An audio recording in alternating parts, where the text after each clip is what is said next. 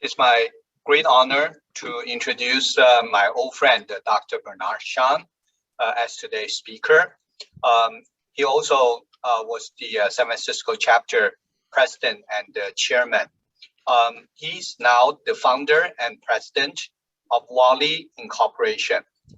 Before that, he was the general manager of the new business development at MediaTek, the top-running cellular phone chipset producer in the world. He has extensive experience, as a senior VP engineering at Think Media Devices, and also the co-founder and vice president of engineering at the Ibm.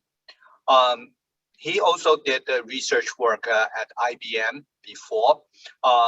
He also has a unique experience as the professor and the department chairman of electronic engineering of National Chiao Tung University in Hsinchu, Taiwan. So with his broad experience, he'll share with us about the business sense for engineers. So today's sequence would run through 3 sections in his talk. You can certainly post any of the questions in the chat section of the Zoom anytime during his talk. And at the end of each section, we'll present your questions to Dr. Shung to answer that. And also there will be a Q&A at the very end of the talk. You can raise your hand using the raise hand function under the reaction button in the Zoom, and the moderator will grant you the right to talk. Of course, you can also typing your questions in the chat room. Volunteers, including me, will monitor that and help to present the questions. So allow us to switch the event to our honorable speaker, Dr. Bernard Shung. Thank you, Larry. Let me share my screen.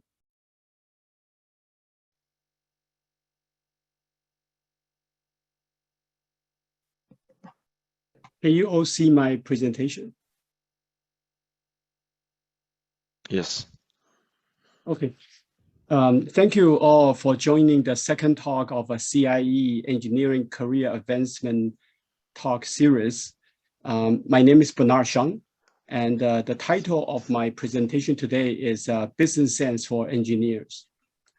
Some of you asked Brian after the first talk how to contact me, and my email is below, cbshung@wallytech.com. Like the first talk last month, in today's talk, there are also 3 parts. The first part is to understand sales and marketing. And the second one is a core, which is also called the business sense for engineers. And the third being the journey toward a businessman. So let me give you some color how these 3 parts are organized. So in a way, the first part is intended for engineers who may not have the chance to interact with business people as much. Like me, myself, during those early days, I probably hold a different or possibly wrong perspective toward a sales and marketing job.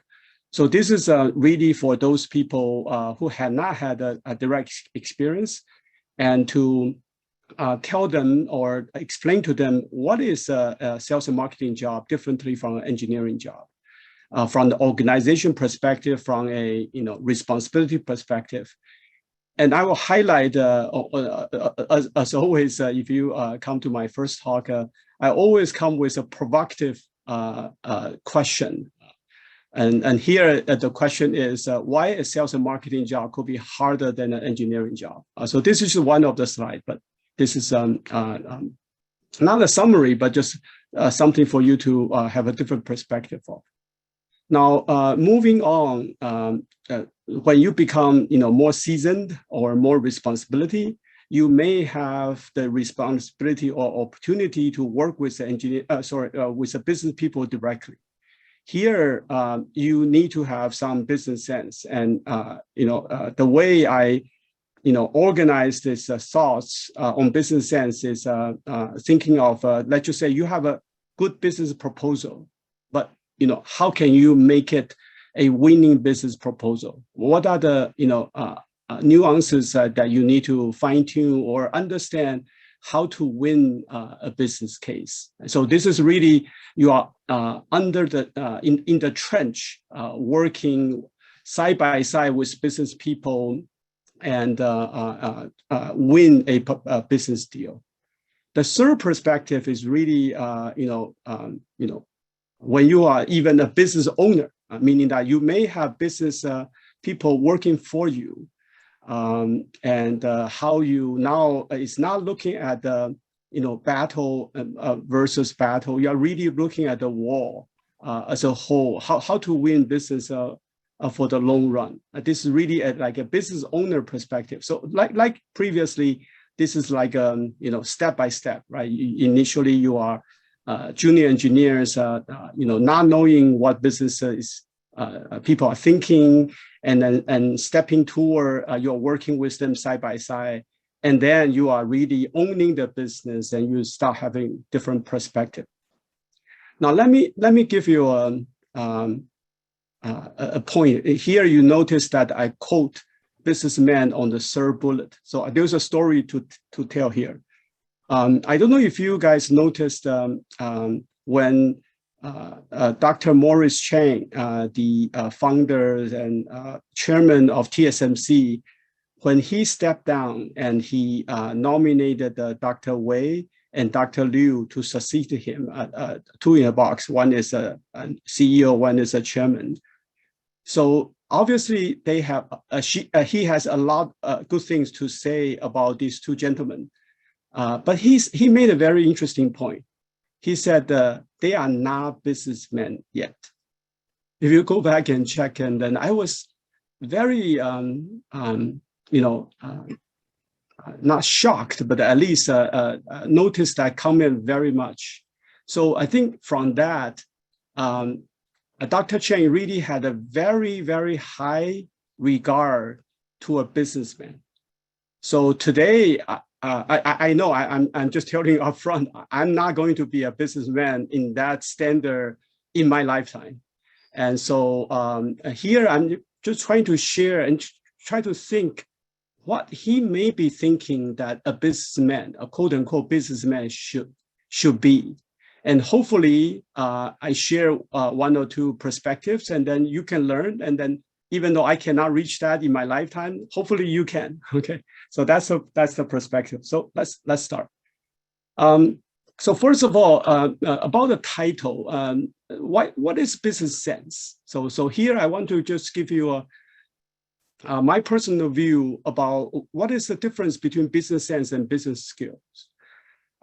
So here I said that business skill. Let me get my pointer up.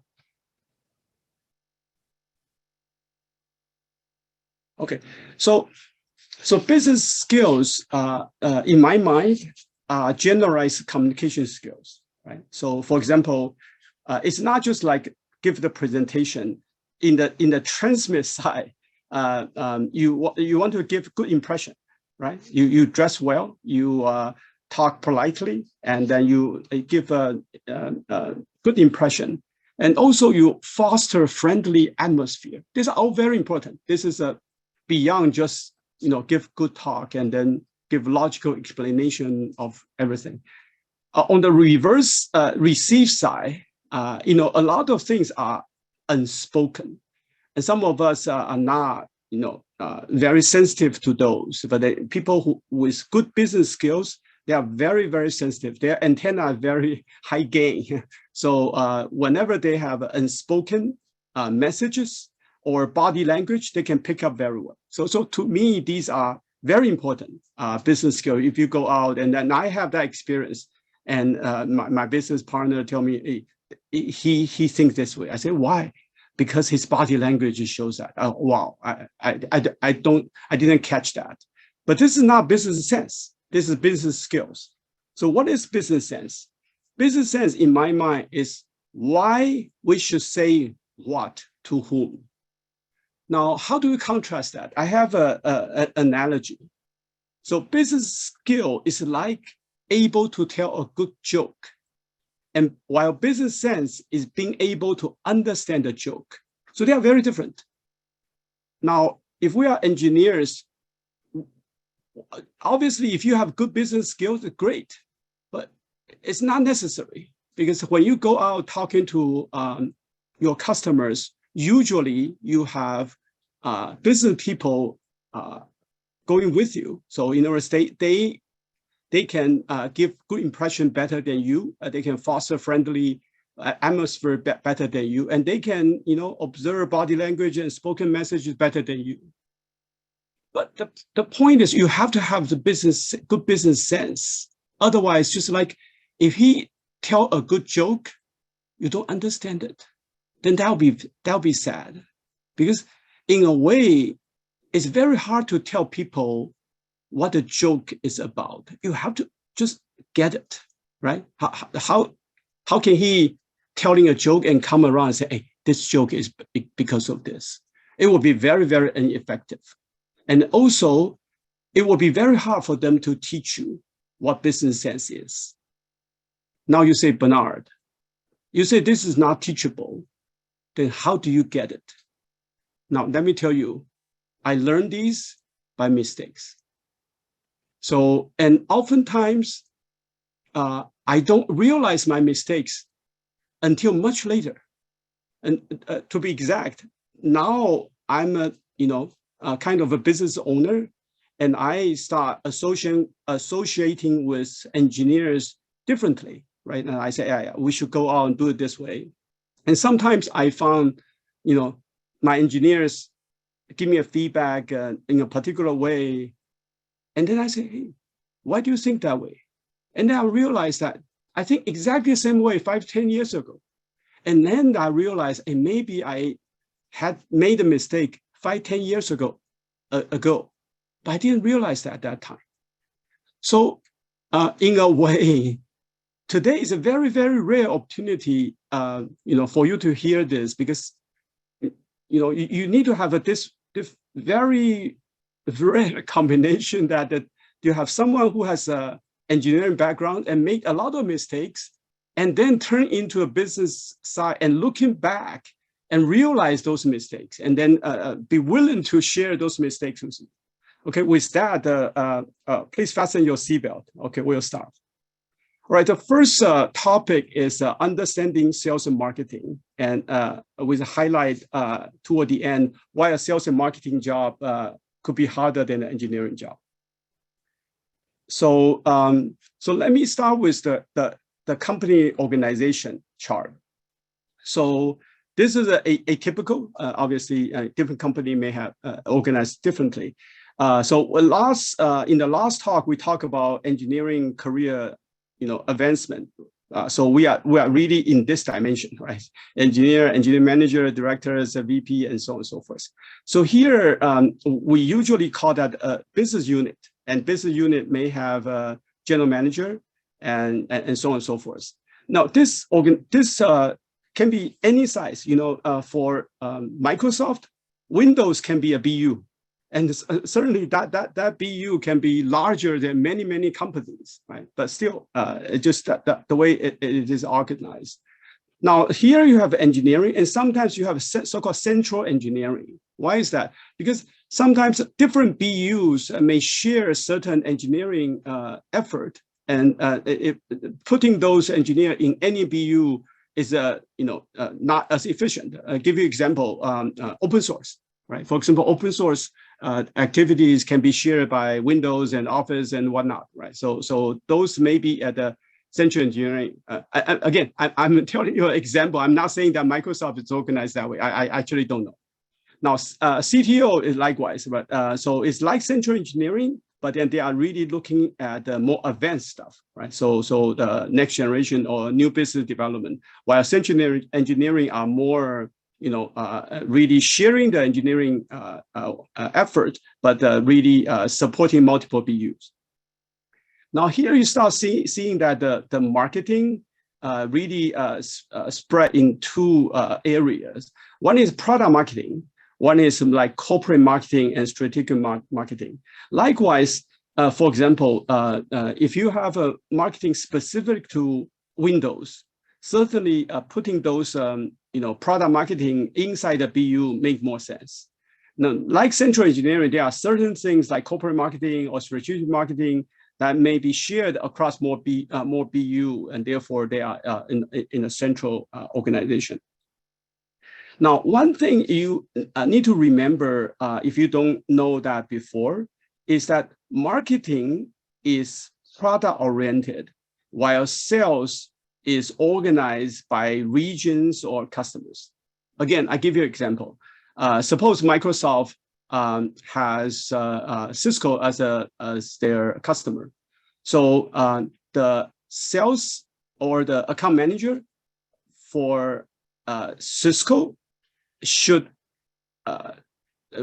be responsible for both Windows and Office. In other words, different products, when they come to the same customers, is always owned by the same account manager. So in other words, they are matrix, right? So marketing is product-oriented, while sales is customer-oriented.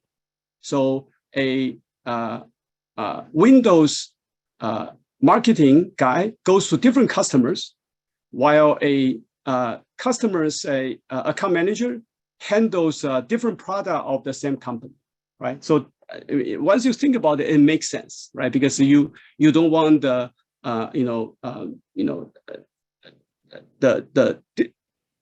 sales to be focused on one product, because they are really relationship, right? Because they are supposed to understand what Cisco wants, right? And then come back and tell different product lines and what you should do and should not.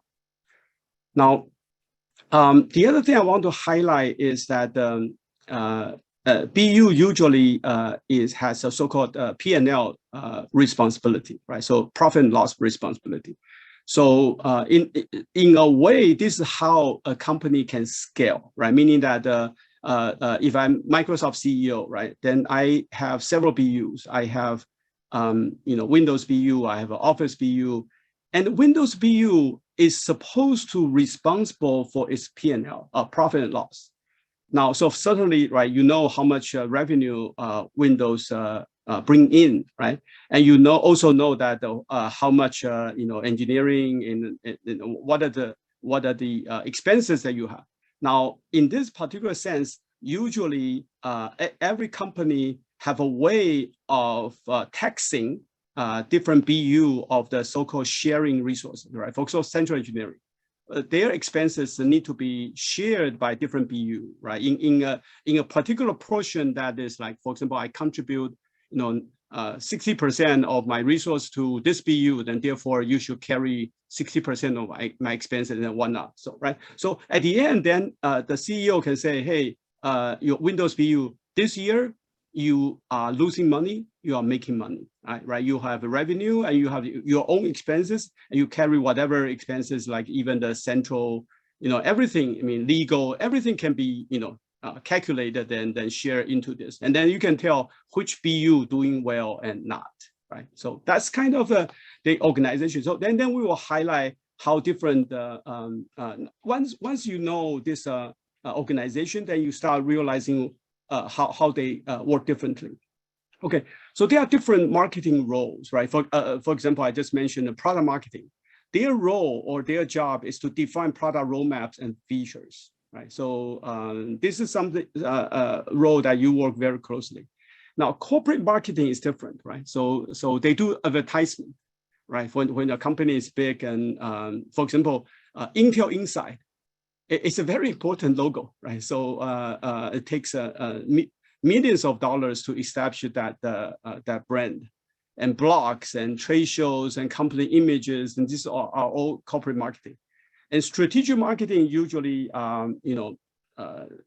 strategic, right? For example, we like to get into this market or this business, but then we are behind.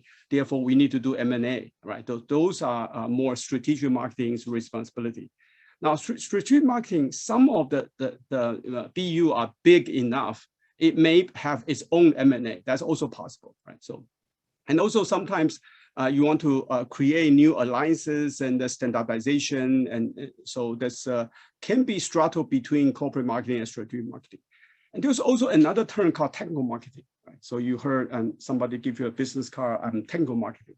Now, technical marketing is usually internal, or they are serving internal people. For example, product marketing find that I'm not technical enough. I need someone to help me. Certainly, I can always go to the engineer to ask questions. But then when the organization get big, and then I want to hire someone to help me who has some technical background, but then is in the marketing organization. This is called technical marketing. So what are the different sales and AE roles? So as I mentioned, the sales or account managers is supposed to understand different customer needs across multiple product lines, right? The matrix system. Right? And the other very important, you have to understand their role. It's not like, you don't think about sales as like, oh, you go and collect money, right? And then sign a deal and whatnot. If that's the role, then it's so easy, right? The role of the sales is that they are supposed to serve as customers' agent. In a way, you almost feel that they are not working for this company, are working for the customer, but because they are the customer's agent in order to get support from the company, right? At least the sales need to give the customer that vision or that perspective. I'm your guy. When you have a problem, I'm here to help you, right? So, and you also heard distributor and the sales representative. These are not the company, right? But then in order to have broadened the sales, you tap external resources. These are higher gun, right? So for example, even one example is that you want to go to a foreign country, right? You cannot hire people, or you don't want to hire people yet, right? So then you work with some so-called sales representative, or sometimes the distributors. And the difference is that usually the distributors are involving the revenue transactions and sales representatives do not, right? What does that mean? So sales representative is like just like a consultant, right? You fly to Malaysia, and then you got a sales representative who introduce you to somebody, and then finally you get a deal. And then you tell the sales representative, I give you 2%, I give you 5%, or whatnot, right? So it's really percentage. Now, distributor is different. You are actually selling your product to the distributor.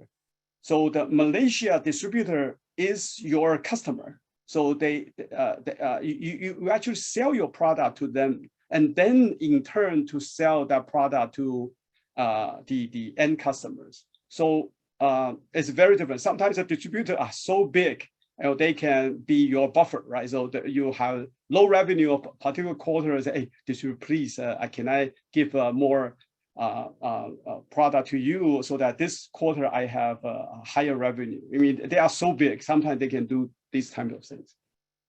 Now, AE and FAE. So usually AE are in the marketing department because they are product oriented. And FAE usually are sales oriented, or they are customer based. Even though FAE are not like a sales representative, they are stick to Cisco, and then FAE can still float around. But then they are supposed to be generalists, meaning that they solve all kinds of problems for different products, while AE are more specialized in one particular product.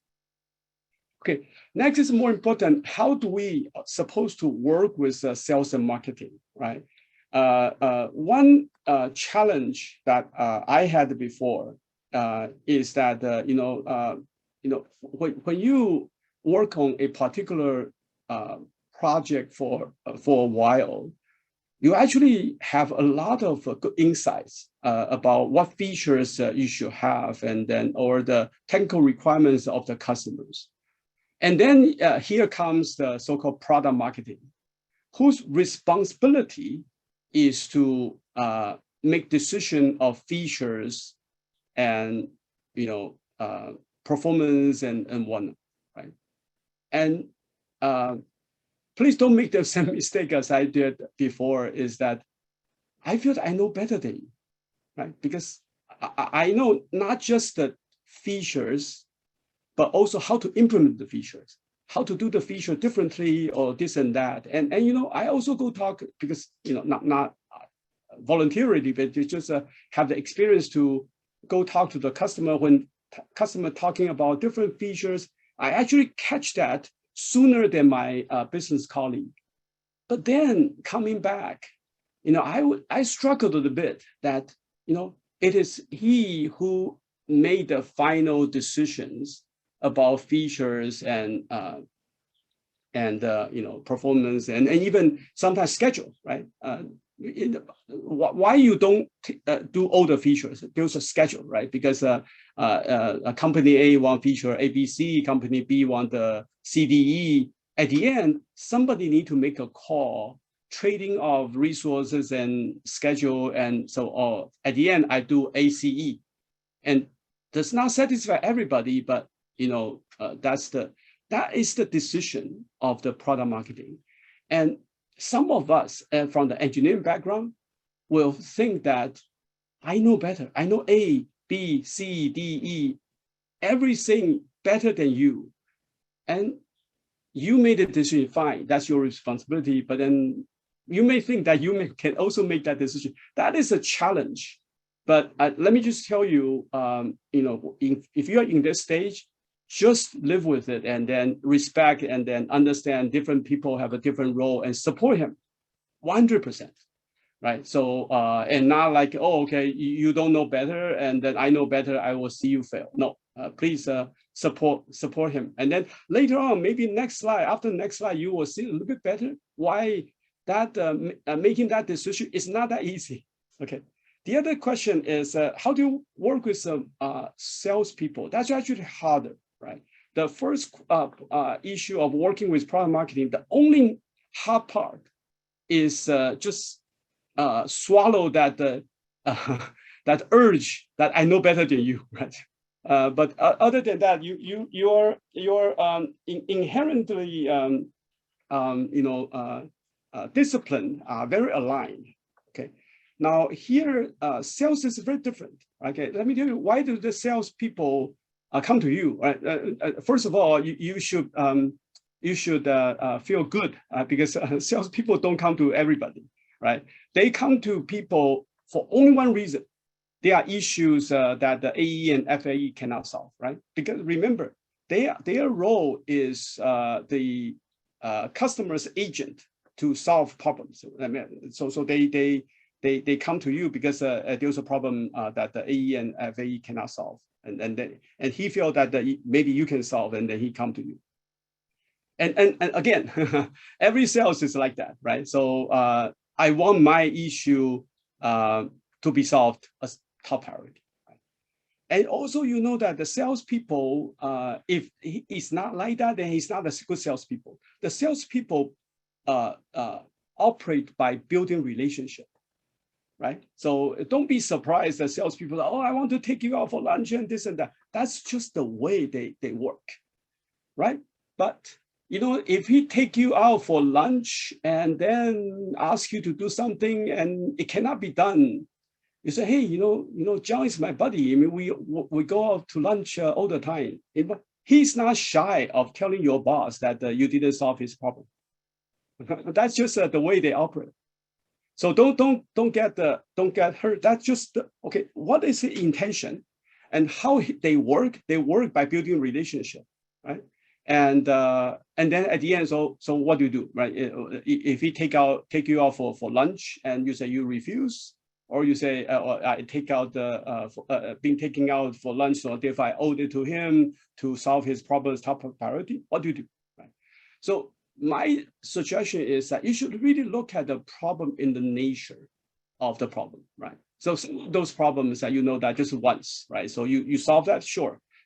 You can spend the time to solve it for him or for the other sales, but then this is not reoccurring. So you get more credit, right? Sorry, being selfish, right? Get more credit by solving a more generic problem, right? If you find this problem, yeah, so you can say, hey, this problem is really because we did not train our FAE well enough, right? Let's go fix that. And later on, maybe this sales the issue will be addressed. And hopefully later, other sales is a similar issue can be also addressed. So this one is better, right? So there are other things. For example, we had earlier, situation where it's really the bug tracking, right? Meaning that the way people explain the issue and whether this new customer's issue is the same as the previous customer's issue, and how can we leverage from the previous bug fix and this and that. And then the solving is by building a better bug tracking.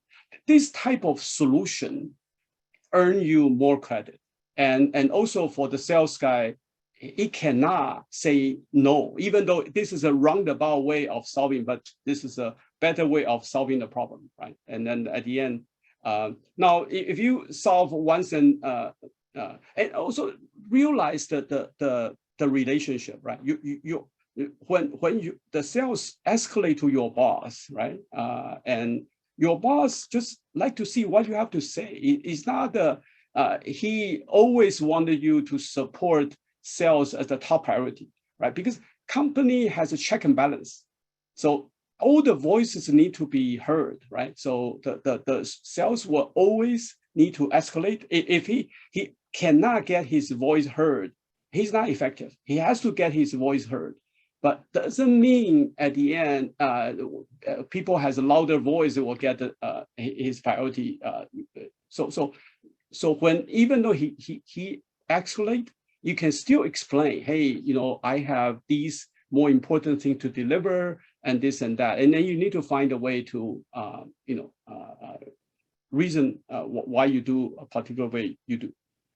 So at the end, the most important goal is that you want the sales and marketing people to be comfortable to come to you. You don't want to give them the impression. It's very bad to give them the impression that Bernard is hard to deal with, right?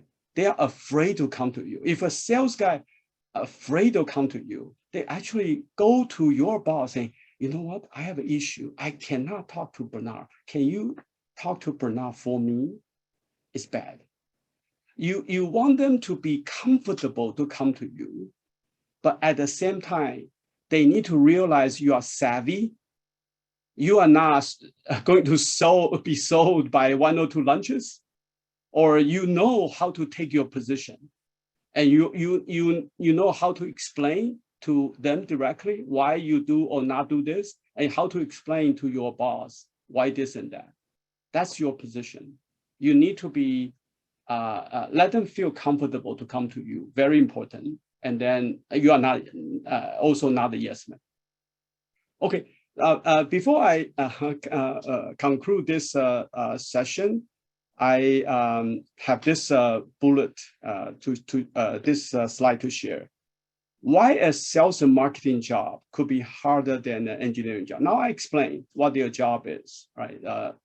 Product marketing, define feature priorities and this and that, and sales, being the customer's agent, right, and getting help from the company. Why the sales and marketing job could be harder than the engineering job? You probably still not convinced, right? I have advanced degree. I work overtime. I solve all kinds, and I need to beat the competitors by performance and this and that. Why is it possible a sales and marketing job could be harder than an engineering job? So let me share a couple perspectives. First of all, when interacting with customers, now, okay, let me give you a usual scenarios. When you interact with customer, it's not just the sales and marketing interacting. Engineering sometimes will interacting with the customer directly, right? For example, you have a proposal, right? The sales guy or the marketing guy go out and tell the customer that, hey, we can do this. And they say, okay, interesting. Why don't you show me what you have, right? Then the engineering got mobilized and then propose a temporary solution, and then you send your temporary solution to their to their engineering, and their engineering will evaluate and tell you, no, you lack this feature, or this performance are not so good, right? So this is what I meant. No, right? You are not good enough until you are good enough. So that's what we heard, right? So engineer hears no, and then possibly yes. When you are good enough, you say yes, right? Certainly, if you at the end, the time is up, you are still not good enough. So it's not definitely yes, right? It's a possibly yes, okay? No, business people hear yes, and possibly no. What does that mean by that? Okay, think about the other side of business people. What's their job? Their job is to enable as many vendors as possible, right? Before the final decision is made, I should tell every vendor, you are possible to be selected. That's my job. I will tell you, yes, you guys are doing great. Just improve a little bit, and then you should be doing, you are very close, right? That's my job. That's what I should, encourage you to do, right? But at the end, I'm also telling other guys or your competitors same thing. At the end, I would only select one of them, and then therefore, it's a possibly no at the end. When my selection is made, all the previous yes is gone. So think about this. Engineers always hear no, and possibly yes. And business people hear yes, and possibly no. And all the time, engineers hear the true feedback. But when you say no, it's a true feedback because it's no. And possibly yes, it's a true feedback because you are good enough at the end. But business people, you never know this yes is a real yes or not. It just don't. Because the guy you're dealing with have a different mission. The engineering counterpart at the engineering, at the customer side, their responsibility is to help you to reach, there's no reason for them to, give you wrong information. There's no point. But their business guy, it's not that they are giving you wrong impression, but their responsibility is to make sure you are encouraged to move on. That's just fundamental. So which one is easy? You got the feedback and then you work toward the feedback as a solid engineering feedback, or you every time are guessing they are smiling to me or saying my work is doing well, and I know I have 3 other competitors. Is this smile really good enough and not good enough? You really don't know. Which one is easy? Which one is easy? Okay, let me tell you another perspective. When the business deal falls apart, right? I mean, not that everything will succeed. There's always a possibility that fail. Again, use the previous example, right? You are engineering leader, you work with business again, you go out and work on something, right? At the end, they say, sorry, I select another company. Thank you for your effort, and we'll see you next time. Now, you're an engineer. You can always gain something. For example, you work on your prototype, right? That prototype is not useless, right? You have, certainly even going through this no, and you improved it, right? And these things, certainly you are better than before. And even though you are not, made it, but this effort is not totally wasted, right? Because you can still probably use it for some other, engagements and whatnot. But for the business people, there's no leverage. In fact, sometimes it hurts, right? For example, Facebook knows that you guys did not win Google.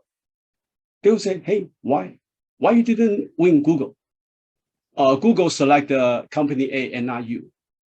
And then your business people go to Facebook and say, oh, let's start this consideration. The fact that you lost Google is actually will deduct your points.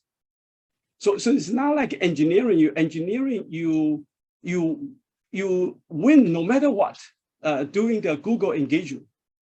But the business people cannot say the same. Sometimes they actually say the opposite, right? I lose this Google deal, my chances of getting Facebook is lower. Engineering has no effect. In fact, your chances of getting Google is getting Facebook is better because you already gone through Facebook, gone through Google and then got something going. So for engineering, effort and progress count, and for business, only the result count. Which one is easier?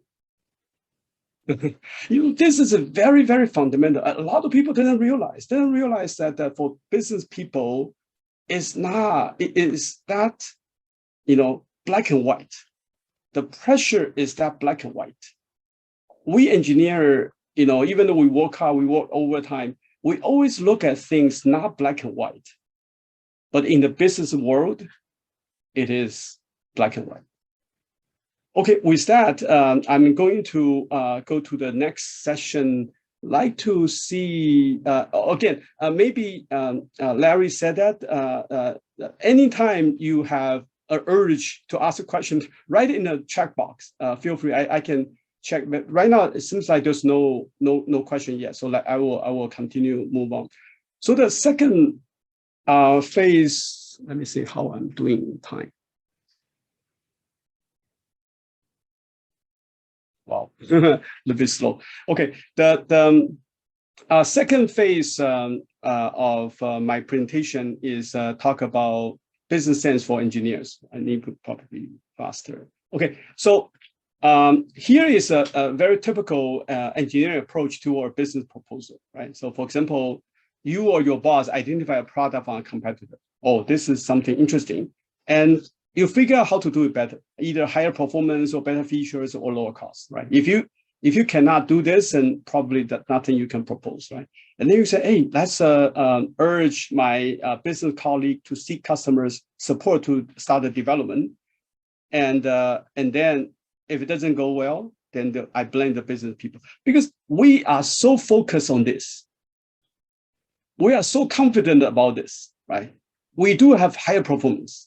We do have better feature. We do have lower cost, right? Then how can a business people cannot get a good customer feedback? We just could not understand it, right? Okay, what went wrong? That's what I'm going to tell you. Again, this is obviously incomplete. I'm not saying going through this, you will turn every proposal into a successful proposal. But many of us, including myself, stuck because these are all true. I believe your analysis are all true, but not all business proposal with this characteristic win. Why? We never understand. Okay, so for later on, remember you or our company or the company we are doing the proposal is B, right? And then the customer we are approaching is C, and the current competitor who is serving C is A. Just nomenclature, right? Okay. All right. First of all, this may offend a lot of engineering people here. Okay. I found a lot of engineering initiated business proposal was because the engineer themselves wanting to do it. For example, these are a trendy or a sexy job to do, right? And it will help the engineering career if they get to do it. And therefore, they are more likely to propose a proposal like that, right? Even at the end, the business success is not there. The means, right? Being able to do it can justify for the engineers. I'm sorry, for a lot of you engineers, I see this. Oh, again, don't get offended for me. I was like that. Bernard was like that. Okay, but now I'm telling you from the business perspective, this is a bias. Because you wanted to do it, and therefore you may bias your judgment of the project viability. And more importantly, remember previously I mentioned in the last slide of a business job being more difficult because we engineers always get something out of it. So we are operating at the principle of relativity, but the business world is principle of absolutivity. We always think that we get to do it, it will be better.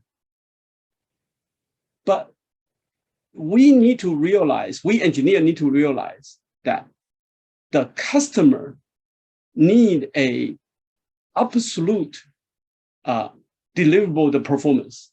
So when we analyze, remember the previous slide, we say, oh, our performance is better, we feel, it should be like that. But, there's a possibility. So we promise, oh, we can do 5 gigabit per second. Now, you know what? When we say we can do 5 gigabit per second, what we really think is that if it's a 4.8 gigabit per second, it's good enough. That's how engineering thinks. So business saying, you promise me 5 gigabit per second. If it's a 4.99, you are not good enough.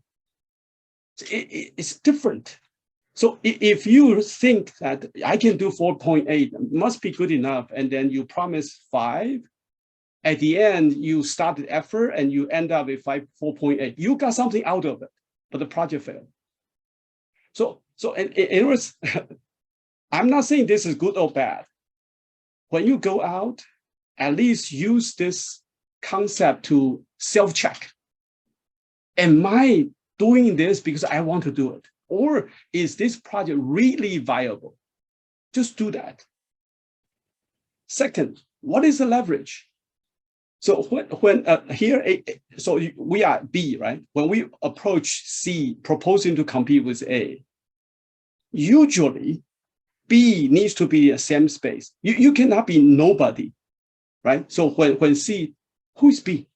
Why is B competing with A? Who is B? You need to be in the same space or in the adjacent space to make sense that you can come and compete with A. Or B is not in this space, but then I supply C in a lot of other products or whatnot. We just choose to enter this space, but C knows me very well. Okay, or you have some breakthrough or some sort of things that once you have this trump card, then A will lose to you. So this is simple and logical reason why you should be successful. This so-called leverage. A lot of engineers also don't understand this. Okay, so they think that if I know this, why do I need business people? Right? Business people is supposed to make nothing. Something out of nothing. If it is so obvious, then I don't need business people. But this is the opposite, right? The business people need to have a very simple pitch. Why we should be here? Why we could be successful? If you don't have that, you cannot give your business partner this and say that, okay, go and pitch it. It will be difficult. You need to realize that they can still go, but it's not simple, right? Now let me explain further, right? The people inside C will challenge whoever you pitch to. I suppose you pitch it very well, and then the guy in C, oh, this is interesting, we should continue. But his colleague will challenge him. Are you out of your mind? Why B? Tell me a good reason. Because these people challenging B had not spent an hour listening to your presentation, they are just, again, using their so-called simple and logical reason, why B. A lot of business you have to have, before the 1 hour of detailed presentation, there need to be a simple and logical reason. Otherwise, your counterpart will have a difficulty in convincing. Again, those people have not interest in listening to 1 hour presentation, because once you have this, other things are easy. If you don't have this, you have a tough time coming. So again, for us engineer, we like to say we have a strong team. We work harder and we will support you better. I'm sorry, these are not good enough. These are, very nice to have, but these are not simple and logical reason why you should win. Let me give you another example that that probably will shed some more light. We are a startup, we go to the VC, right? And we say, we have a good idea. And, we have a good team and we'll do this, and the business opportunity is very well. And the VC asks you this question: what is my unfair advantage? Think about this. What is my unfair advantage? You are a good team. Okay, great. Business opportunity is something that, promising. That's great. But I can find other good teams. And also the business opportunity is out there for everybody to, attack. But when you go after this, what is your unfair advantage? Again, I'm not saying you need to have some unfair advantage or you need to some simple logical reason, but these are extremely helpful. We are naive to think that these are not important and we can use our strong team to overcome that. I just want to point out to you, some of these things are very hard to overcome. Okay, now getting along, right? They say, okay, I'm interested in your proposal. You should try to find out if they are a subset of the final product you can build as a milestone in your business engagement. Okay, these will serve multiple purposes, right? For obviously, when you build a subset, your initial investment is lower. Second, and certainly they are going to evaluate your subset, and therefore you know better. Otherwise, you may spend 1 year building the final product. At the end, you come short, right? At least you have earlier engagement and evaluation. Thirdly, from this exercise, you come to realize what is really critical, right? Because that critical piece definitely will be in the subset of what you are building. Now, why are we doing this? Because we are assessing the customer interest, right? So that can be assessed by how much they are willing to so-called invest in your pre-product. There are several cases. One is that if they are even willing pay for your development, I mean, that some of these happens, right? So I say, hey, I'm going to build you something of interest, and but then can you help me in my development? Say, oh, what you build is so interesting, and therefore I'm willing to pay. I mean, then you should definitely do it, because they are paying for it, and therefore they are not paying for it and just have a toy, right? Certainly they want you to succeed. That's the strongest interest. Not all the cases will happen that way. Now, the other thing that you should also judge that as a very, very strong interest is that you are building a pre-product, right? It's not their final product. And therefore, the way your pre-product is plugging into their system is different, right? Because you are not a final product. Think about this. If they are willing to modify their system, right? They maybe do some, workaround, do some software and whatnot, so that they can use your pre-product in their system to do something, right? At least they invest their resources and energies to work with your pre-product. That's also strong interest. You should consider that way, right? The way their communication tell you that they are not as interested is that, okay, very interesting, go build it, but then go build the entire thing and then come back to me. Relative speaking, their interest is not as high. That is why you always want to try. I mean, you're not going to be successful all the time, but at least you say, hey, can we do a pre-product so that you can try and that. From these, you can gauge their interest. Okay, another very, very interesting part is how do you choose the partner, right? So earlier we mentioned C, A, and you are B, right? Now, you in this example, just for argument's sake, we had this like increase market share, right? C is the top market share on the customer side. On the supply side, A is top market. You are a newcomer. You try to tell C not to use A and use B, right? For example, right? C is the ideal customer with the largest market share, right? And the current supply is A, right?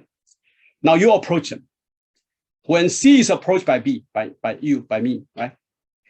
Its first reaction is to tell A, right? Under NDA, they may not say, oh, B is approaching me, but they can say somebody is approaching me and offering something better.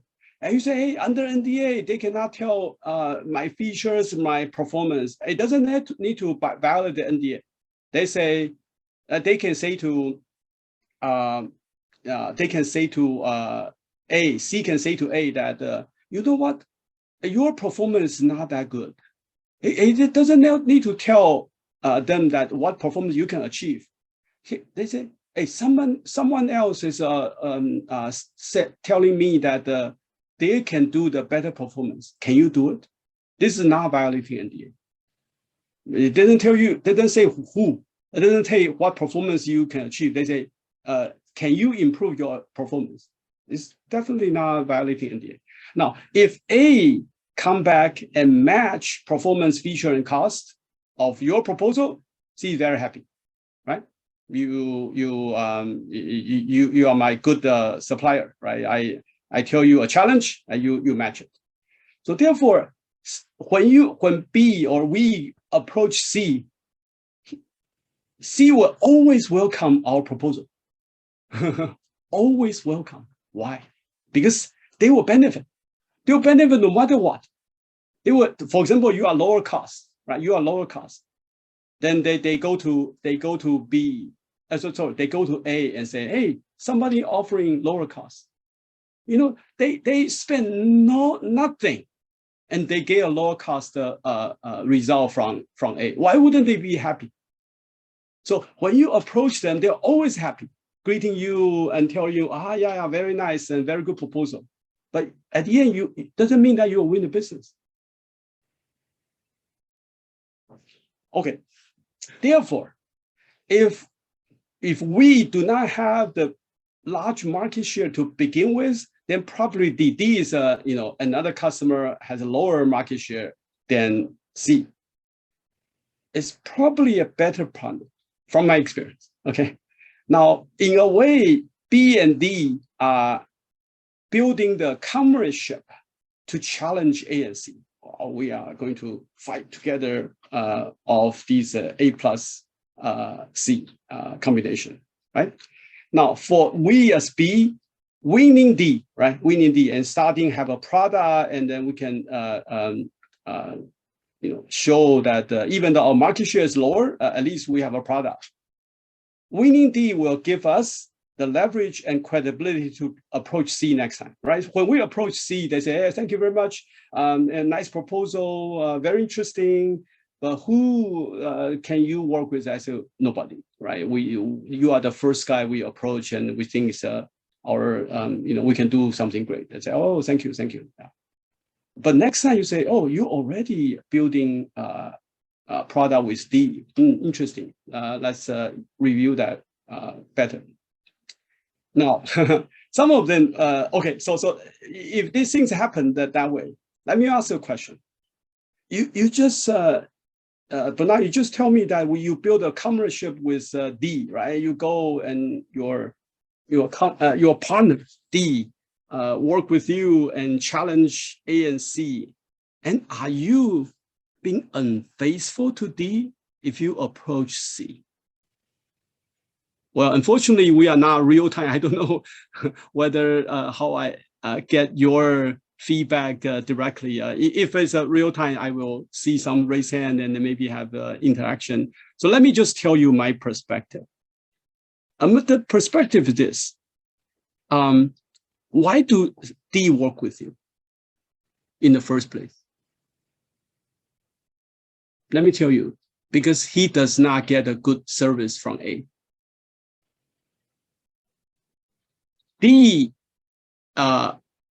may have been approached by A or may approached A, and A look at D and say, oh, there's additional market, right? So if I need to do, if I don't do anything, the same product, I sell to A, I sell to C, I can sell to D, certainly A will entertain that opportunity. There's no reason not to, right? I have bigger market share. Usually, D found that this way they can never compete with C because they have the same content, right? They have the same supplier, same chip. They cannot, so they wanted to add feature. They say, well, I want to add one feature so that I can compete with C. And A look at that and say, I don't care. I don't want to do that work to add that feature for you. Now, let me give you one example. And this example is very illustrative. So TSMC had this mantra that in any space, they usually serve the top 2 customers. They have the position. They serve the top 2 customers. The reason is that they felt, or they realized that after the first 2 customers, if they serve the third customer, usually it's at the expense of the first 2 customers.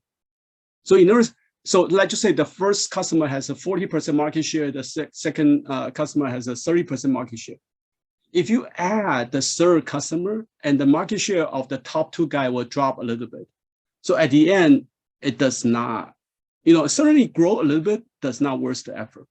So it is a similar situation that D come to A and A saying that I don't want to serve you because it does not add my market share. And usually it does not add my market share. If I need to serve you, I need to do more work. If you know more work, and that's slam dunk, right? But no, more work, I don't want to serve.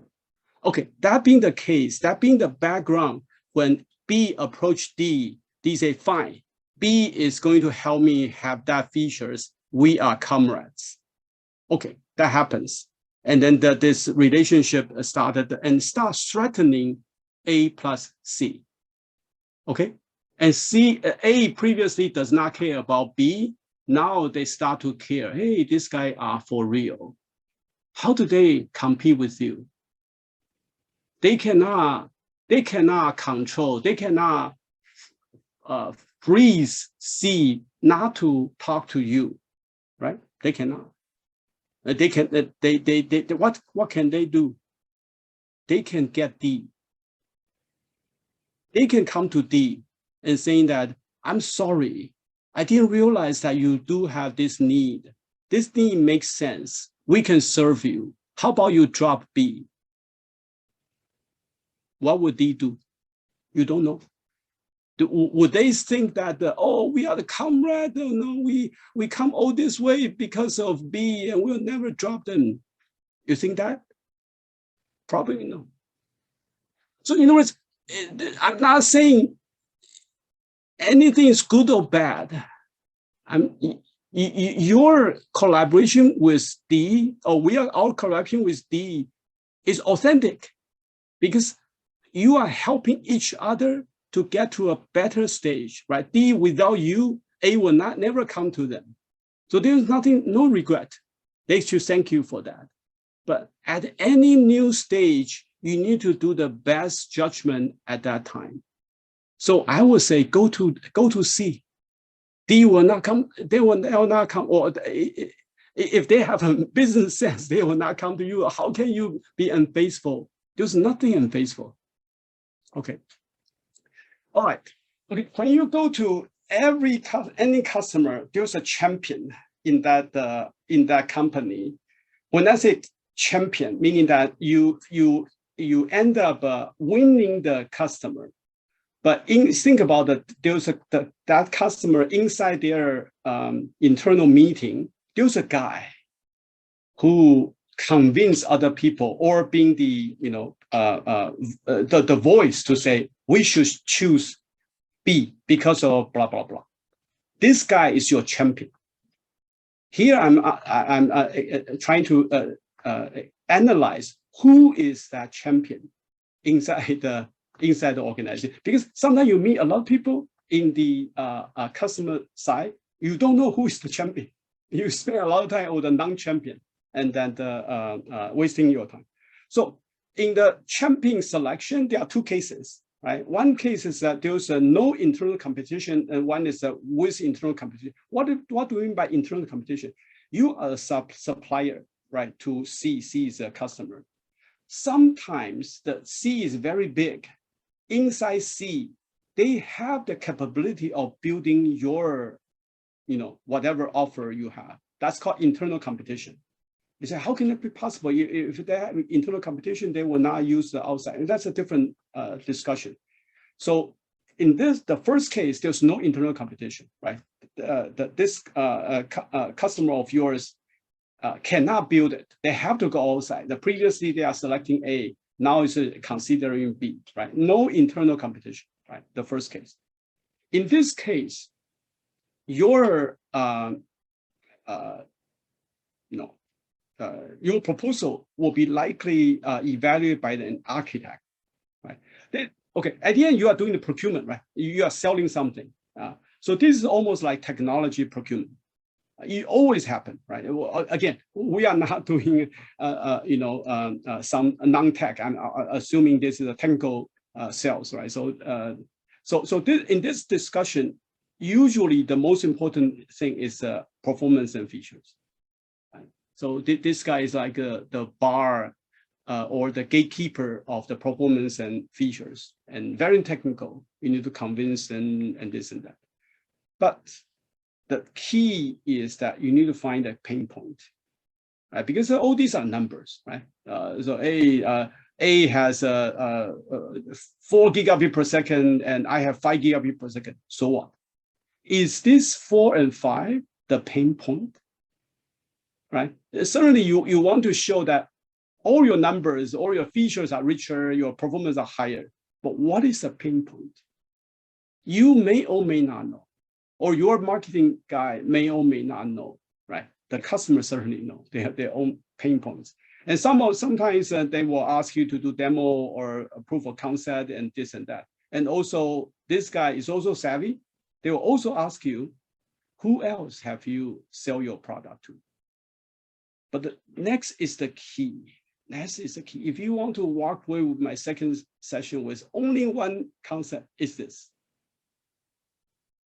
You need to think how he or she will benefit if you are chosen and be successful. Many of us, including myself, or even to this day, think that I'm offering something and the guy is selecting this for the benefit of their company.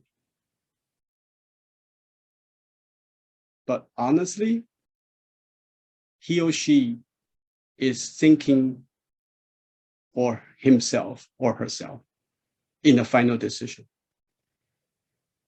In other words, he is thinking, this decision I made, how would it benefit me career-wise? Okay, let me give you more color, right?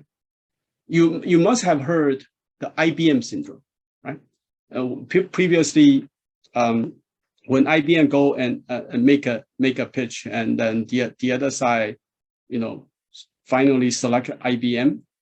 There's one reason, because he will not get fired, right? Because if the choice is good, it's good. It's bad, I try my best. I select IBM. That's called IBM syndrome, right? This is likewise. The guy is thinking, your proposal, if I select it, if it's wrong, what will happen to me? If it's good, what will happen to me? Why would you be selected? The best scenario is that he or she can point to this choice of his or hers and saying that, see, I'm visionary. It is me who select this vendor, and see how successful they are. That's the key. But can that be the case that they are thinking? I don't know. Or how, but you have to realize that is the decision. That is the decision. Okay, now, sometimes there are likely another guy who talk about price and schedule, but that's not as important. Now, let me talk about the case with internal competition, right? So when the customer has internal capability to build your product, then your champion is different. Previously, it's that technical guy who is always doing the gatekeeping. In this particular case, your champion become the business contact, right? So in other words, the most common scenario is that due to resources or delivery issues of their internal team who has a capability, but then they'll have resource issue or delivery issue, the business contact is looking outside. In other words, the business contact is escalating internally, saying that, hey, we are missing the opportunity because our internal team cannot deliver. The business opportunity is there. We need to seek outside. That's quite common. It happens all the time. And therefore, you are being summoned to say, hey, can you do? But the selection process, the business contact cannot select you, right? And because they are not technical enough. The selection process still goes through the internal technical team. And therefore, it's very, very precarious, right? In other words, you are looking, the one who select you are someone who is being criticized internally, not being able to deliver, right? Are you saying that I'm so good, you are bad? Or I'm not good? What do you do? Okay, what you do is that you need to convince them that your success or our success is not their failure. It's possible, but you need to think about that's the way to convince. And also, how can I bring you long-term success? Sometimes it's like I'm giving you a stopgap solution, right? This generation, you use mine, and next generation, yours. Or how do you change mine to be yours, and something like that. But that's the setup. You need to understand the setup. Otherwise, you are convincing differently. You say, oh, I'm so good. I'm the world best. Okay, and also the other thing you need to realize that the business contact is also working on this very, very subtly. So when he bring the point that, hey, business opportunity is lost, well, nobody can refute that. It was the internal engineering team also cannot refute that. Nobody can say, hey, business opportunity is not important, right? But the business contact need the internal engineering team's support in order to move forward. You need to understand why would this guy, the internal business guy, because of you and offend or had a sour relationship with internal team forever, he want to position himself. I'm helping the company. I'm bringing this guy, but then it's everybody's decision to choose them. So even though you spend a lot of time with a business guy, we or you have no position to force the outcome, because it's a very subtle relationship among these people. Again, let me come back to this very, very important point. Always think about how your customer will benefit personally if you are choosing and be successful. So this comes back to the point I made earlier. So when we say engineering, or sometimes we are biased and we select projects that advance my career. Everybody's the same. Those people who are making decisions on the other side are also thinking about how to advance their career. That's how they make decisions. So it's very strange. I say, hey, I'm pitching, and you should be thinking about your company. Everybody does. But at the end, the company objective and the personal objective need to be aligned. And subtly, the personal objective is the decision maker. This is unspoken, but this is true. Okay, I have done with my second module, and then how am I doing with time? Wow. Okay, so let me run through my third part quickly, hopefully. Okay, so idea is to, now you are a business owner, right? You have fought with several business projects, understand how to work with customer, work with business people. Now you are a business owner. You are looking at more bigger perspective. Okay, again, let me give you a caveat. Even though I'm somewhat a business owner, I'm a very incapable or very bad business owner. So I'm sharing you something. You need to take a lot of a big grain of salt, and then just again, I'm trying to share my perspective, and don't think this is true or even correct. And hopefully you will find your own path. I see a chat. Sorry, I didn't. Okay, no problem. All right. Okay, wrap more. Okay, so okay, so first of all, so when you're a business owner, you need to think about some macro business thinking, right? Very important is that are we in a growing market, right? Because think about when you own a business, or even when you are a startup, right? Are you selecting the right market to spend your effort, right? If the market is shrinking or is dying, then maybe not worth your effort. Even if you try very hard, you have good business sense, very good business skills. If the market is shrinking, there's nothing you can do, right? And think about what other factors are affecting the market growth, right? It's not just you go and then read the market survey and growing. Why is growing, right? What factors are affecting the growing, and then is your company's technology aligned with that growth or not?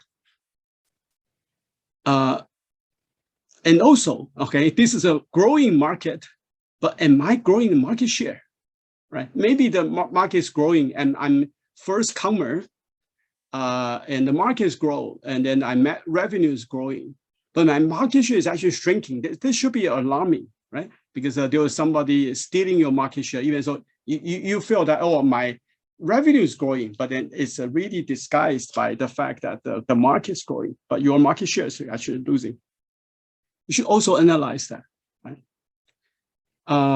Another thing is very important. When I mentioned in the previous presentation, the CEO always want to grow, right? So there are several growths. First of all, market is growing. My market share is growing. Third is going into adjacent market, right? With my effort or with my technology, in addition to the current market, what are the adjacent market I can, get into? In here, we also need to analyze, right? Certainly, what's the potential of getting into new markets? What is the benefit? But then once my, distract myself, disrupt my effort, and so it always a trade-off, right? If I lose my current market or lose the current market share, what's the pros and cons and whatnot. So if you're a business owner, these are very important. Think a lot about those, and then they are probably more influential than whether or not you get one business deal correctly or not. The next would be different if a small company or bigger company, right? So for a small company, always think about who are the partners that will be benefit from my success, right? And if you're a big company, you want to ask yourself, who are my competitors who will benefit from my failure, right? Let me comment on the second one, right? So if you're a big company, nobody care about your success. Your success is by default, right? Your success, nobody cares. Your failure actually will change the market, right? So for example, if Intel stumbled, a lot of company will benefit. If Microsoft stumbled, a lot of company will benefit, right?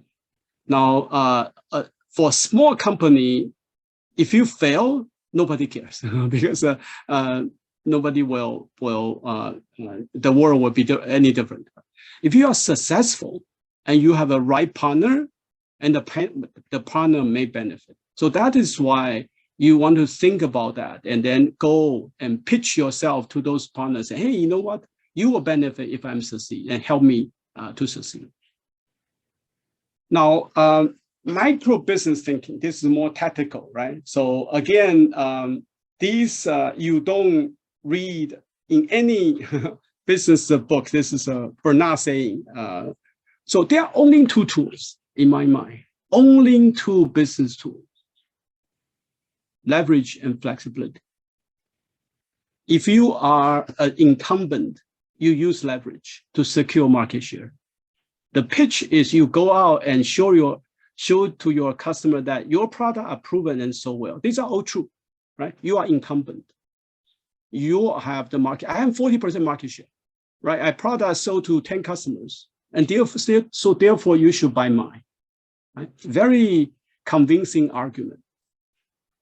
You are newcomer. You cannot say the same, right? You hope you can say I have 40% market share. You don't, right? So then your tool becomes flexibility. Now, there are always people in the so-called innovators and adopters. So those phrases are from a book I like a lot, Crossing the Chasm. Check it out. It's a very, very, very good book, okay? So those are innovators and adopters and early adopters. Those people are not happy with status quo. Again, remember I mentioned the company D who cannot get served. Why? Because they cannot compete the same way, just use the same feature set. They want to innovate. They want to do something new. But then they cannot be satisfied, or their need cannot be satisfied. And they need somebody who can offer them the flexibility, right? So the other tool, the opposite tool, is that show that we are flexible enough to serve their need. Oh, you want this feature? Yeah, we can do it. Okay, that's how you win this type of customer. But the fact of the matter is, you obviously you don't want to be newcomer all the time. The wish is that once a newcomer, later become an incumbent. But once you gain market share, now you win D, and maybe you win F along the way. And once you have market share, you have more leverage. Remember, we said that once you win D, you go to C and say, hey, last time when we talked, we have not win D, now we have, and so on and so forth. You have more leverage. Frankly speaking, you lose your flexibility because all these customers that you win already will constrain you. A very famous example is the fact that Kodak knows digital camera a lot more than their competitors. But they are stick with the film. Why? Because they are constrained by their customers. Their customers, no. You order to us, right? You promised me to deliver the better film. You still need to do that. Your flexibility is reduced once you gain leverage and market share. But this is fair. This is just how the business opportunity never die out, and then keep circulating. Newcomer using flexibility, and then gain market share and lose flexibility, and yet another newcomer comes. Okay, now newcomer, pitch, be ready, and wait. Okay, so sometimes I said this analogy. Doing business as a newcomer is like doing shoe sales, right? You are in a department store. You are you have a branch, and then you are selling shoes, right? There's one guy coming. He says, "Sir, what do you want?" Say, "Oh, I'm just browsing." And then you probably will not have the business that day. And then a second guy come and say that, "Oh, sir, what do you want?" They say, "Oh, I want the Nike 39 and this and that." And then you know that you probably will have the business. But when the first guy comes, you will still serve him, right? So, "Oh, okay, that's fine. Go ahead, browse." And then, but we have this in promotion, or we have the best brand of Nikes, and whatever, right? So, and this guy remember your pitch and come back, and your store is still there, and your promotion is still there, and then you have the business. So it's like you go and pitch, right? You pitch to impress. But since you don't have the leverage, since you are a newcomer, right? You don't have the leverage. You need to be prepared that the opportunity may not come right away. That's the reality, right? You still go out pitch, and but you mentally prepare that it's not like, oh, you pitch, "Oh, wow, I'm waiting for you. You are the right choice," and large business coming to your way. It's not necessarily going to happen. But if your pitch is impressive, your company, your customer will remember you, and then when they are ready, or they market conditions change, they'll come to you. Most important is the be ready part. When they come back to you, it's critical that you are ready, right? If you're not, then say, "Hey, you promise, oh, come back, and our promotion and then our store," and when they come to you, your store is closed. Then sorry, I have a good impression, but you're not able to serve me when I'm ready, right? So, but how can you be ready for, you are a newcomer? How can you be ready for, you promise, that's the purpose, or that's the, the way, you promise a lot of people a lot more than you really can do. That's just the startup or the newcomer situation. But if you also don't have the flexibility, you lose. So you have to have the flexibility, right? You go and pitch, and when the opportunity really comes, then you move your resource around and really become ready. That's just the way. That's just the way you have to somehow manage, right? So that's a challenge. But so that's also why if you find that in a startup, sometimes project alternation become common. That is the reason, right? You are not ready, but you need to pretend be ready for a lot of opportunity. Otherwise, you have no chance. Okay, but what fortunately in my experience is that the business opportunity are beyond engineering analysis. Okay, so here I'm sorry for those people who do not understand Mandarin. So when I present this point in Mandarin, I use this phrase in Mandarin. It is a headline. It's called 山穷水尽疑无路，柳暗花明又一村. So but basically it's the same message, meaning that you don't know what business opportunity are out there, right? This happens to me a few times, and then I come to a logical explanation, right? That is, the engineering analysis is insufficient, right? So what you can analyze is that, okay, based on engineering view, there's no hope, right? Or this is because of this and cannot be done in one. But we can never understand other people or all other people's business condition. We don't have that full knowledge.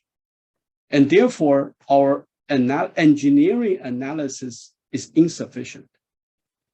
So that is why, that's the only reason why when we analyze, and there's no opportunity, but at the end, there are opportunity beyond your analysis. That's what I have learned. But the truth is that, yeah, opportunity will come. You need to pitch, be ready, and wait. There's something always there to be waited for. But the challenge is that whether you are ready or not. Okay, that's a newcomer. Now, incumbent is different. Trust, respect, and love. Right. We assume you are one of the market leader. You have some market market share, and you should have the trust of your customers. And with trust, how do you build respect? You need to have a product roadmap that lead your customer in technology. For example, TSMC, I can do 3 nanometer, I can do 2 nanometer, even though your customers only need 7 nanometer, but they'll respect and they will trust TSMC will lead them. And that's how they build the trust. With trust and respect, you win your customers' love. When you grow to be bigger and stronger than your customer, it's possible. Supplier can be bigger and stronger than the customers, and yet you still serve them respectfully. That's how you win their love. Even though they know you are very strong, but you still serve your customer respectfully. In my mind, that's again a biased opinion. There's one company achieved this. Who is it?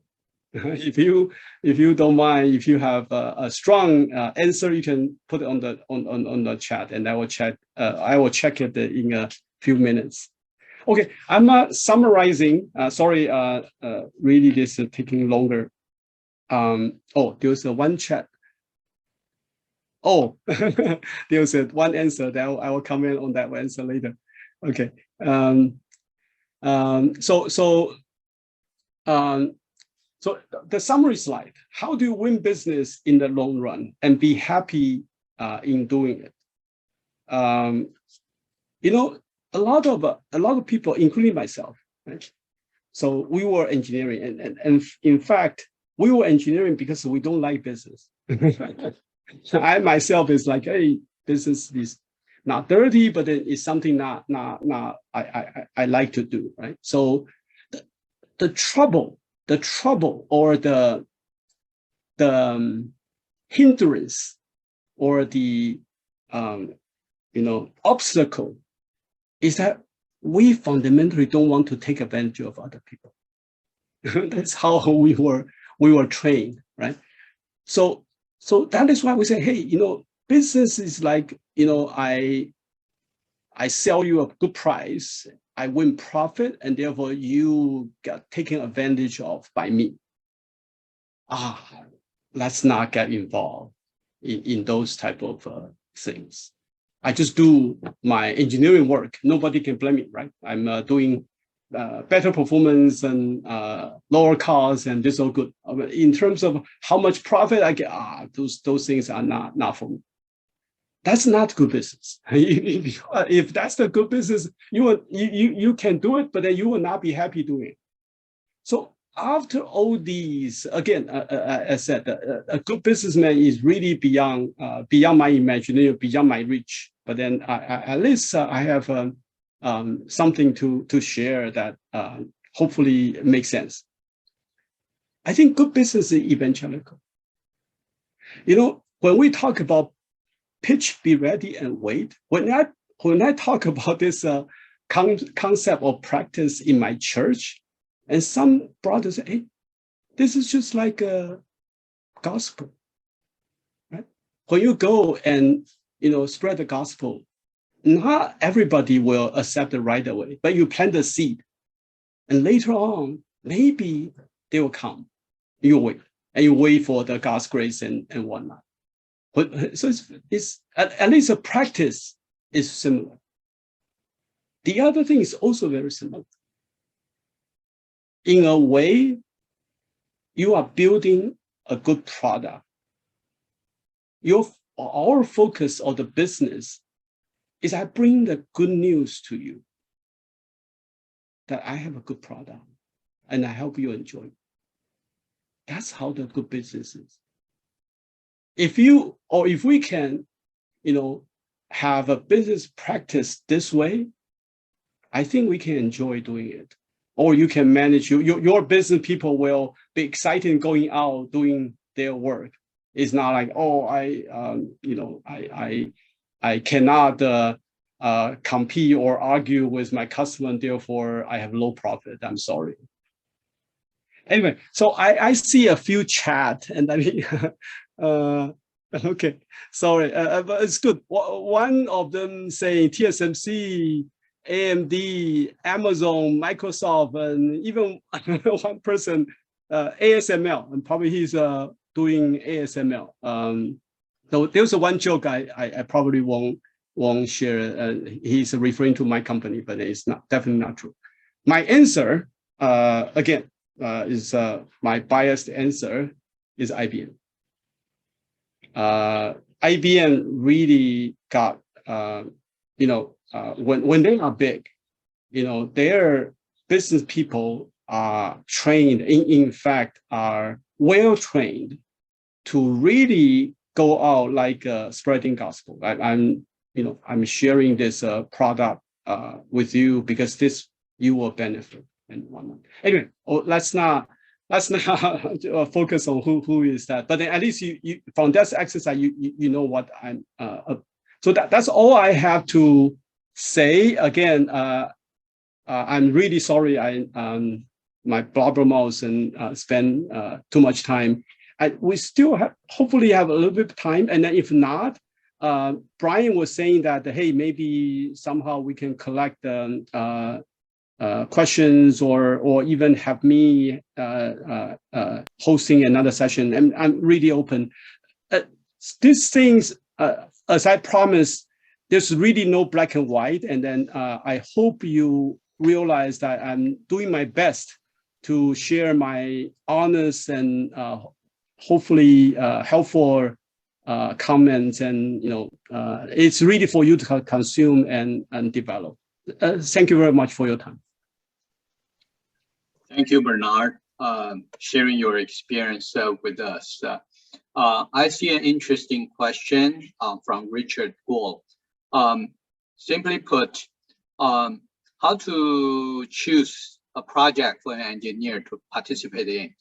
The one that will benefit the engineer, or choose one that seems to benefit the overall business or the customer?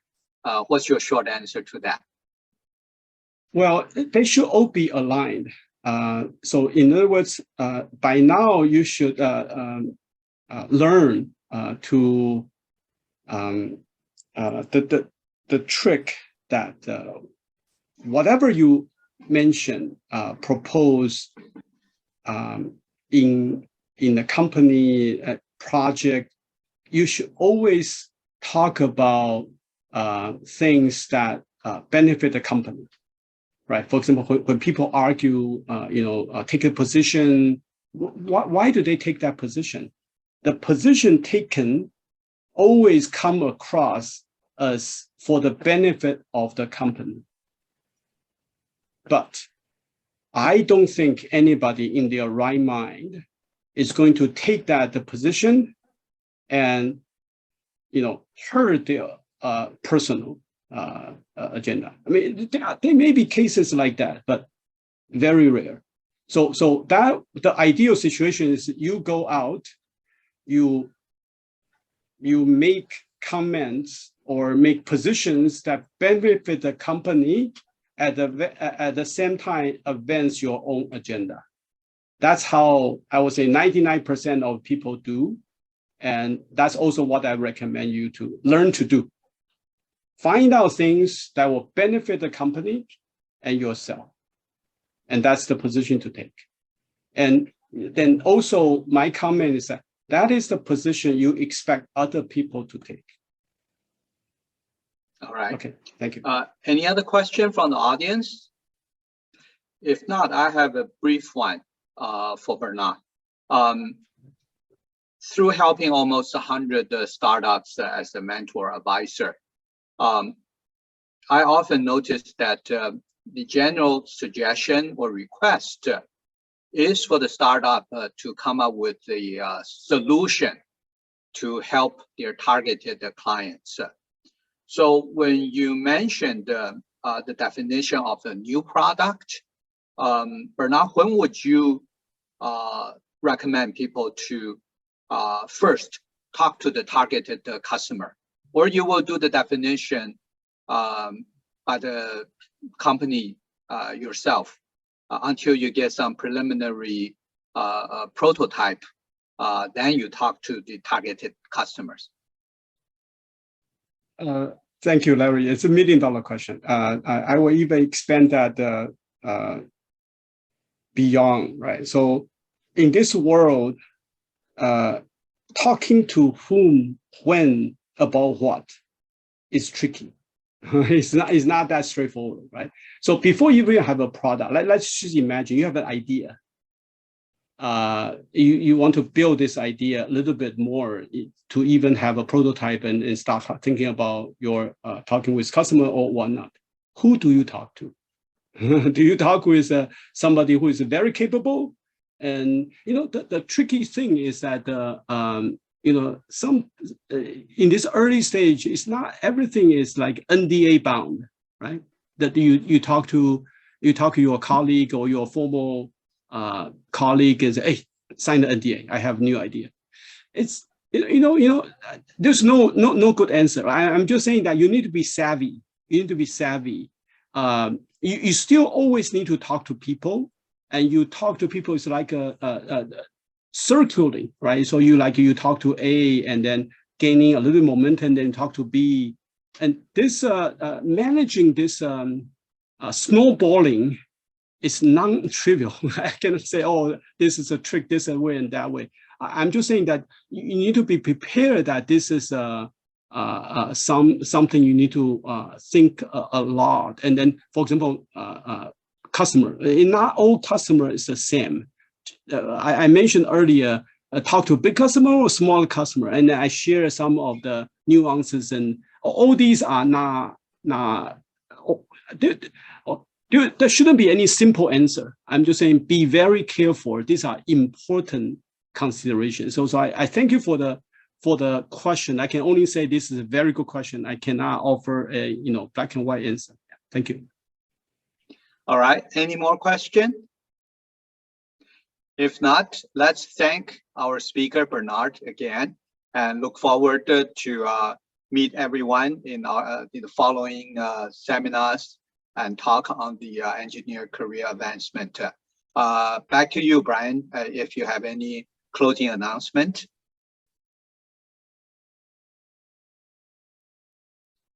Brian, your microphone is muted.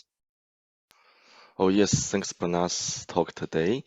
And since we already do 2 sections already, I would like to have everybody give us a feedback and a survey. So eventually how we are going to do the program for you and improving much better. So please do, I already sent a link to the chat room also. Yeah, so please do give us feedback and your feedback. And also we want to present the certificate to Bernard for thank him in appreciation of his excellent speech for the business sense for engineering today. Let's give him a plug. And thank you very much. Yeah, and he do spend a lot of time prepare material and work on this stuff and share her life experience to us. This is we are really appreciate it. I think we are very lucky here. So so eventually in the future, we hope Bernard will have a chance to come back to give us a more fireside chat, maybe information exchange. Maybe if you guys have any question, please do keep contact us. So the next one will be also I want to share a little bit regarding for his first video already post on our YouTube channel. If you guys haven't seen the first seminar video, please go there to check the video. And also in future, if you have an interesting topic you want to contact us, please email. And please know that. And let me send the link to you guys here also. Okay, so eventually, if we run future run a talk, this is part 2, right? We hope we are going to part 3. And if you're interested, please sign up our e-news and give us your contact information, so we'll keep contact with you. Okay, so then I will conclude today's event. So if you guys want to stay here a little bit talk, please stay a little bit. We will appreciate for your time and today join us. And remember, it's our annual conference. Please sign up. The afternoon section is free, open to public, in person, and you have a chance to talk to all the speakers here. Okay, thank you. Thank you, everyone. And a special thanks again to our speaker today, Dr. Bernard Shung. Thank you very much. Bye-bye.